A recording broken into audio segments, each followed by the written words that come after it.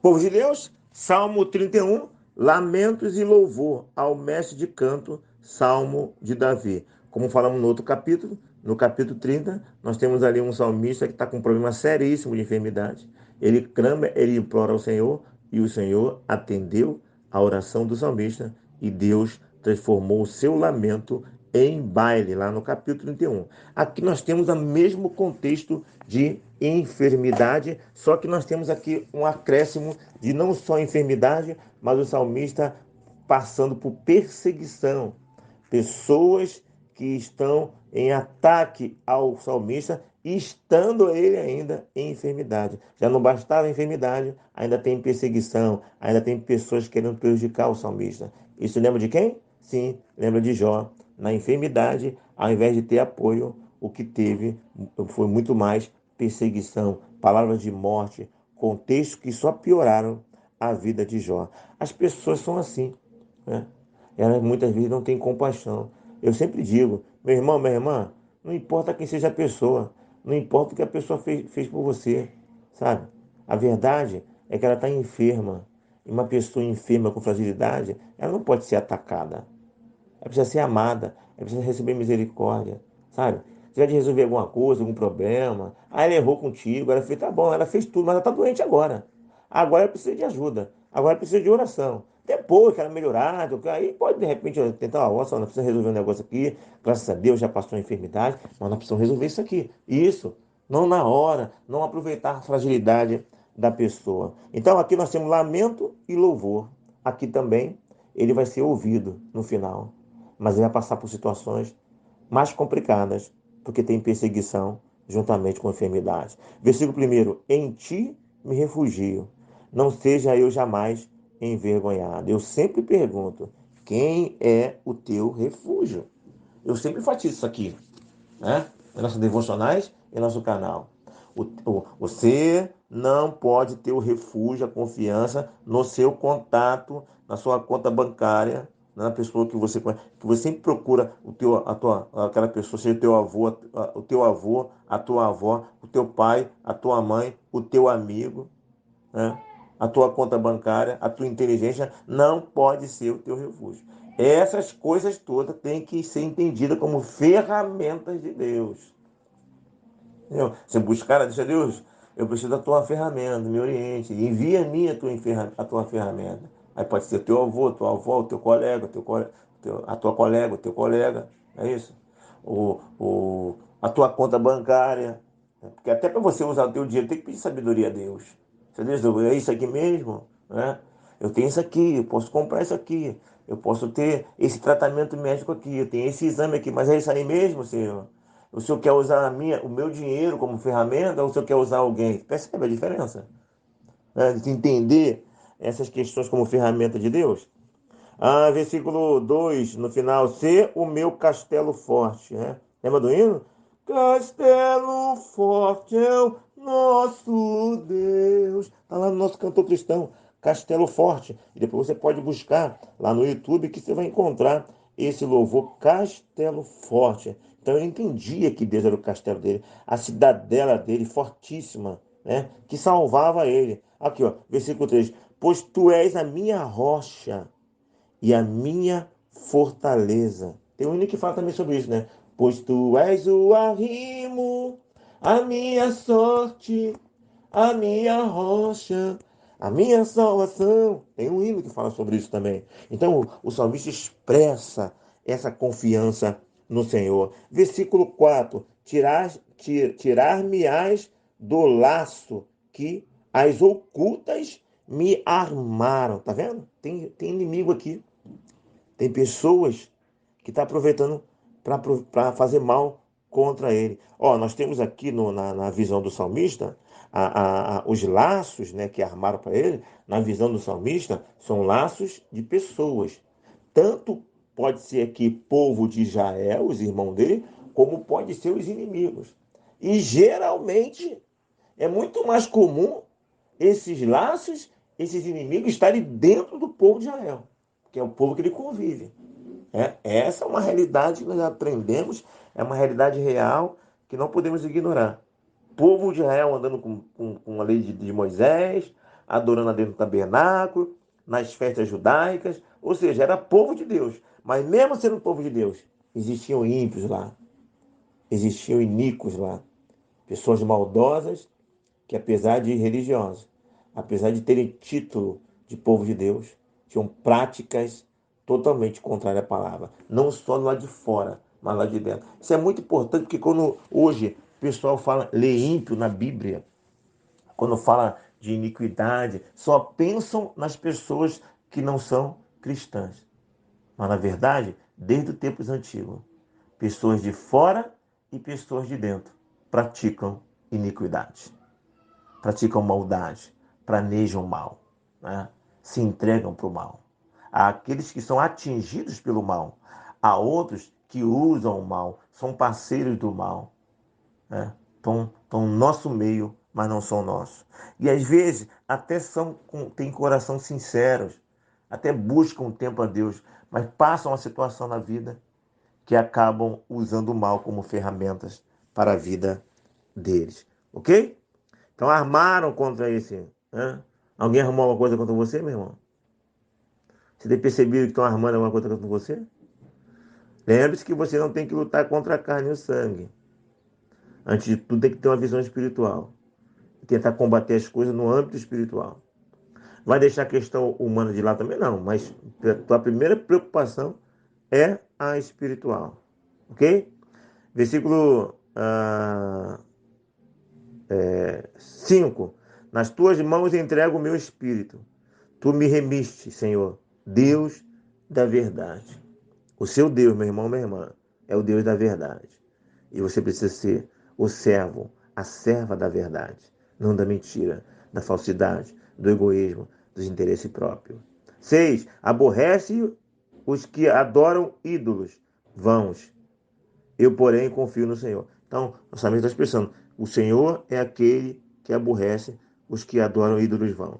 Né? Não só que adoram, mas que reverenciam, que fabricam. Então ele está aqui expressando aqui, ó, eu não estou envolvido com idolatria, como outros judeus estavam envolvidos, como outros povos estavam envolvidos. O salmista está expressando, eu não. Né? Eles podem ser, eu não. Tá vendo? E você, meu irmão?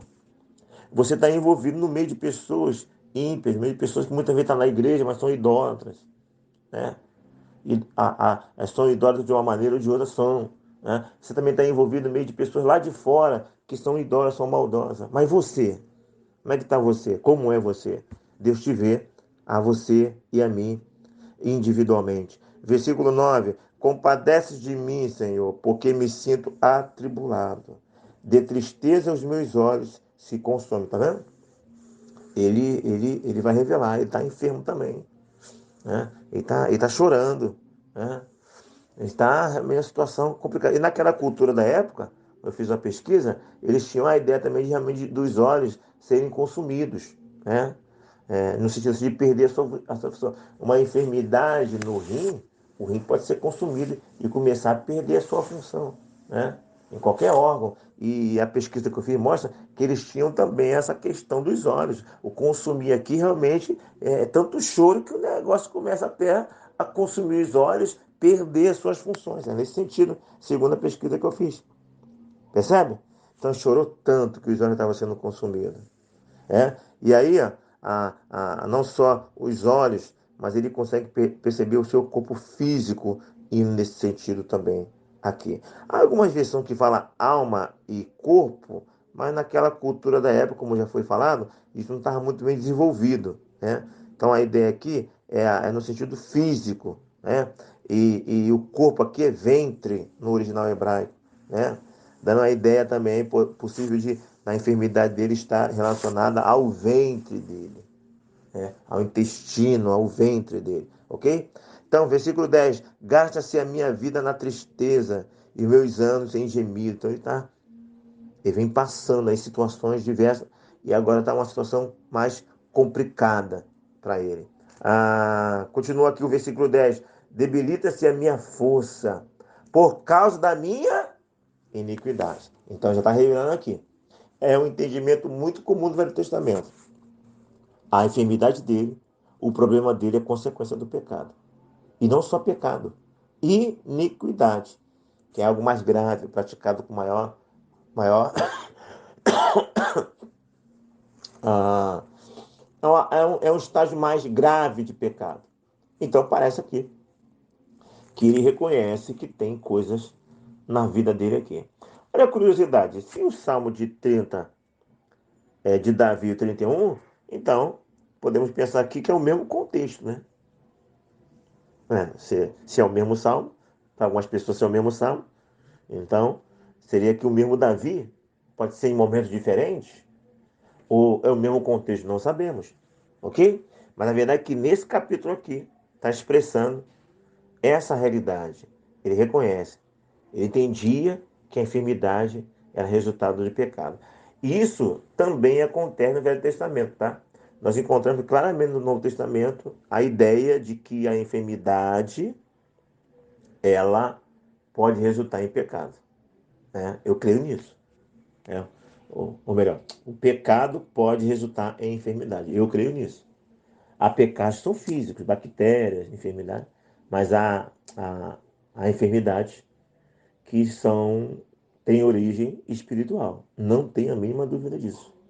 Então, quando nós tratamos da enfermidade, nós vamos tratar no aspecto físico e no aspecto também espiritual. E como eu já tenho dito em outras passagens, também no aspecto emocional. O ideal é tratar essas três áreas: física, emocional e espiritual.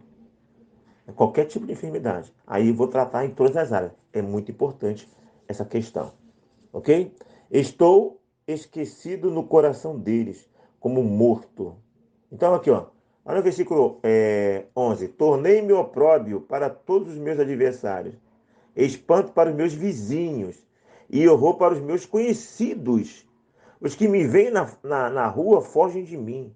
Estou esquecido no coração deles, como morto. Olha que situação complicada. Talvez aqui uma enfermidade igual a de Jó, né? Aquela enfermidade que causa feridas, fedor, odor muito ruim. As pessoas se afastam porque não conseguem nem se aproximar, pode ser esse contexto aqui. Né? As pessoas se afastam porque entendem que se tu está sofrendo, é de Deus, é semeadura, você está assim porque está em pecado, eu não quero estar do lado de quem está em pecado, eu não quero estar do lado de quem Deus está amaldiçoando, tem esse contexto também. Né? A pessoa está sendo amaldiçoada e uma das consequências do pecado é ainda as palavras de desprezo das pessoas. E aqui o salmista está expressando que está passando por isso. Tá vendo? Meu irmão. É. Muitos se sentem assim, né? Quando tem uma enfermidade, eles se sentem abandonados por Deus. E essa é a pior de todas as dores. Sentir-se abandonado por Deus. E não só por pessoas. É muito comum quem passa por essa situação sentir abandonado por pessoas. Né? Mas o pior é quando se sente abandonadas por Deus. Isso, eu sempre falo, o Salmo é extraordinário. A leitura de Salmo é tão boa.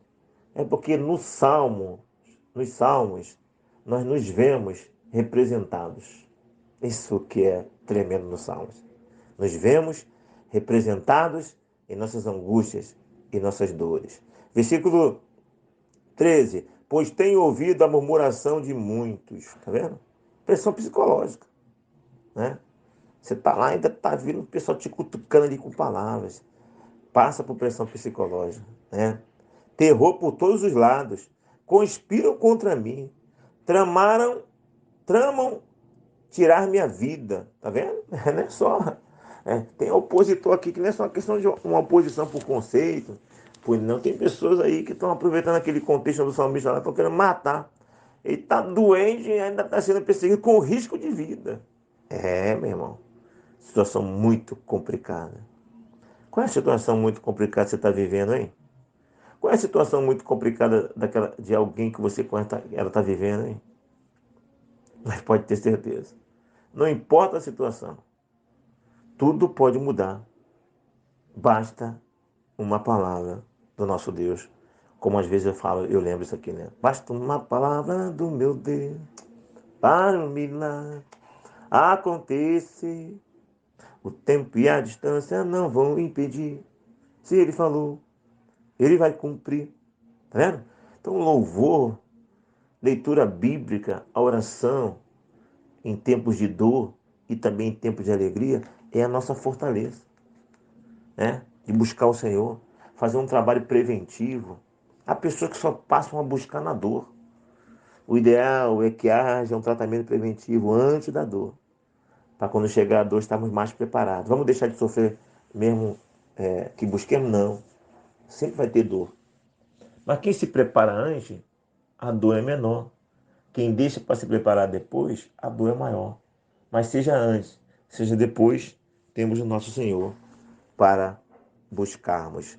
Aleluias por isso. Versículo 14. Quanto a mim, confio em ti, Senhor. Eu disse, tu és o meu Deus. Aleluias. 15. Nas tuas mãos estão os meus dias. Tá vendo? O entendimento antigo? Nossa vida está na mão do Senhor. Há tempo de nascer, há tempo de morrer. Não é a enfermidade que tira a tua vida. Não é a violência do mundo que tira a tua vida. Não é um acidente, não é a bala perdida. Não é nada. Não é Covid. Não é nada. Nenhuma enfermidade. Quem determina o fim da vida é Deus. As enfermidades, os acidentes, as balas perdidas são ferramentas de Deus. Creia nisso, meu irmão. E aí, você não sabe qual é a ferramenta que Deus vai usar para tirar a sua vida nem a minha. Mas não importa. A Bíblia diz que se nós clamarmos, mesmo se chegar o nosso dia, nós podemos prolongar esses dias. Ezequias ganhou 15 anos a mais. Você e eu podemos ter 15 anos, 10, 5, 20, 30, não sei. A Bíblia diz, honra pai e mãe, e serão prolongados os dias da tua vida. A Bíblia diz, não sejas demasiadamente louco, porque senão morrereis fora do tempo. Nós podemos prolongar os nossos dias de vida, ou nós podemos encurtar. Vai depender de nossas atitudes. Em tempo de enfermidade, logo vem a ideia, chegou minha hora. Oh Deus, será que chegou minha hora? A hora de eu partir? Ou chegou apenas a hora da tribulação? Ou chegou apenas a hora da tribulação maior? Não sabemos. Não sabemos. Mas uma coisa sabemos. Podemos buscar e ter o milagre. Podemos buscar e ter o prolongamento da vida. Podemos buscar. Mas aí tem aquele ponto que nós não gostamos de considerar, mas é a realidade. Né? Podemos buscar e receber. E podemos buscar e não receber. O Senhor deu e o Senhor tirou. Louvado seja o nome do Senhor. Na resposta de Deus, da maneira que queremos, Ele terá o nosso louvor. E na resposta de Deus, da maneira que não queremos, Ele terá o nosso louvor. Esse é um ponto triste, mas é uma realidade. Mas enquanto não temos a resposta, busquemos aquele ponto que nós queremos, chorando, clamando, implorando ao Senhor. Porque um coração contrito não desprezará, ó Deus. Eu penso que de uma maneira ou de outra, um coração contrito, Deus sempre vai atender. Ele pode não atender completamente como queremos, mas atende. Tá bom, não vou dar aquilo que você quer, vou te dar mais um tempinho aí. Vou te dar mais um refrigério por enquanto, mas não vou deixar de te dar. Ou então, aí ele fala, tá bom, vou te dar por completo o que você quer. Aleluias. E assim nós exaltamos o Senhor com novos salmos. Que o Senhor, como falei no capítulo anterior, traga novos motivos de adoração ao nosso coração. Ok? Então, nas tuas mãos, versículo 15, estão os meus dias, na minha vida, na sua vida. O salmista, na minha e na sua, meu irmão, minha irmã. Livra-me das mãos dos meus inimigos, dos meus perseguidores. Versículo 16. Faz resplandecer o teu rosto sobre o teu servo. Lembra da oração araônica? Né? Senhor te abençoe e te guarda. O Senhor faça resplandecer o teu rosto sobre ti e tenha misericórdia de ti. O Senhor sobre ti levante o teu rosto e te dê a paz. Mais ou menos assim, né? Então, temos aqui um pouco da oração araônica. Versículo 18. Emudeçam os lábios mentirosos. Tá vendo? Sempre existiram, meu irmão, em todos os tempos, sempre existiram os lábios mentirosos. Eles sempre existiram, existem e existirão. Não tenha a mínima dúvida disso. Mas o mais importante é que eles não venham a existir em nossa vida. Que não seja o meu lábio, a sua lábio, meus lábios, os seus lábios, depósito de mentira, mas sim de verdade. Que nossos lábios não sejam depósito de mentira, sejam combate a essas mentiras. Né? Que haja louvor, que haja verdade em nossos lábios. Versículo 20. No recôndito da tua presença, tu os esconderás das tramas dos homens, num esconderijo os ocultarás, da contenda de línguas. Então ele pede aqui do versículo 18 ao versículo 20, que realmente Deus o livre disso, né? E que o conserve com vida, e que realmente ele venha a ser livre desses ataques mentirosos. Ok? Já para encerrando, versículo 22, eu disse na minha pressa, estou excluído da tua presença. Tá vendo? Eu disse na minha pressa. Nós falamos muita coisa, né? Em nossa pressa, né? Em nossa precipitação. Erramos muito em nossa pressa. O salmista diz aqui que ele falou na pressa dele: estou excluído da tua presença. Não obstante, ouviste a minha súplica. A minha deixa eu ver. Não obstante, ouviste a minha súplice voz quando clamei por teu socorro. Tá vendo? Ele achou uma coisa, que aconteceu uma coisa, vem, Deus vai lá e pá! E atendeu a voz dele, o pedido dele. Ok? Olha o versículo 23. Amai ao Senhor, vós todos os seus santos. O Senhor preserva os fiéis. Deixa eu fazer uma pergunta, meu irmão, para encerrar aqui. Imagine você estar casado, ou já está muito tempo namorando noivo ou noiva. Aí você faz a seguinte pergunta para o teu noivo, né? Para o teu esposo ou para a tua esposa: você me ama? Aí ele responde assim: eu gosto de você. Não, eu te perguntei se você me ama. Não, mas eu gosto de você. Sim, eu gosto. Não, né? Você me ama? Não, eu tenho uma grande admiração por você. Não, não é essa pergunta que eu fiz. Não perguntei se você tem uma grande admiração por mim ou que você gosta de mim. Você me ama? Se o teu esposo, a tua esposa, teu noivo responder que gosta de você e que tem uma grande admiração por você, tu vai sentir, não vai? Porque qual é a tua perspectiva? Que teu esposo, que a tua esposa, que teu filho, que a tua filha, que teu pai, que a tua mãe, que a tua avó, seja quem for, a tua perspectiva é de amor, não de gostar, não de admirar. E se Jesus, ou se Deus, né, fizer a pergunta para você, como foi feito para Pedro: Pedro, tu me amas? Se Deus te perguntasse agora, minha irmã, meu irmão: minha serva, você me ama? Meu servo, você me ama? Qual é a tua resposta? Engraçado, o interessante é que Deus, quando fizer essa pergunta, ele já tem a resposta. Se nós o amamos ou se nós o admiramos só. Se nós amamos o Evangelho ou se nós admiramos esse Evangelho. Isso faz toda a diferença. Eu tenho uma triste perspectiva no meu coração, que a maioria esmagadora não ama esse Evangelho. Tem admiração por esse Evangelho. Gosta desse Evangelho. Isso é uma pergunta que eu preciso fazer a mim todos os dias. E você também. Eu tenho admiração, eu acho legal esse Evangelho, ou eu amo esse Evangelho.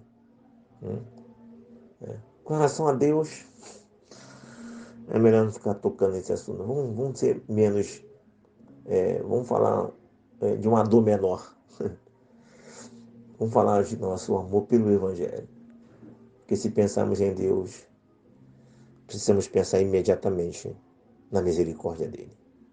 Ok? Mas que pelo menos possamos pensar o nosso amor para com o Evangelho, para com a proposta de vida que ele nos trouxe. Nós amamos ou apenas admiramos?